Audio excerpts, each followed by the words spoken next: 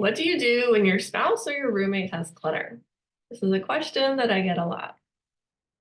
So I have 4 tips today to help you with this. Number 1, start by decluttering your own things first. Now, if you start taking care of your own stuff, even if you think you don't have any clutter, that's going to stir up the chi, the energy in the house, and it's going to reverberate out into the rest of the house and affect those who live there. So it's really common from people I've worked with, whether it's my students or clients, they've said that when they did their own decluttering, that their spouse or their roommate spontaneously started decluttering their own things. So that's a really good place to start first. Tip number 2 is to make it about you, not about them. So come from a place of how is their stuff affecting you? How does it make you feel? Do you feel overwhelmed in this space? Does it trigger stress? You feel uncomfortable? Is it getting in your way of being able to use the space? Make it about you and how it makes you feel, not about them. That'll help keep it in a place of not being judgmental, which can backfire. Number 3 is offer to help them.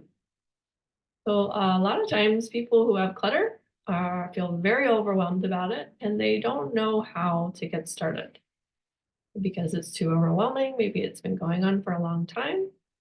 There's often a lot of emotional threads tied in with our things, and it's often emotional roots why people have clutter in the first place. So if you can offer to help them, that might go a long way to help them get started, be supportive, somebody to coach them and guide them, and so they don't feel so alone. Number 4 is kindness. So be kind in your request, be respectful of their feelings. A lot of people I work with who have clutter have been criticized and have felt a lot of shame and judgment around their situation, around the things that they have. And sometimes that criticism and absence of kindness is sort of at the root of why they have that. So any request that's not kind or any criticism and judgment is probably going to just make that worse and have the opposite effect.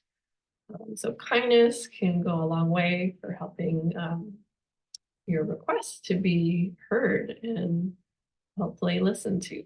So start by decluttering your own things first. Make it about you, not them. Offer to help and kindness. So I hope that's helpful and happy decluttering.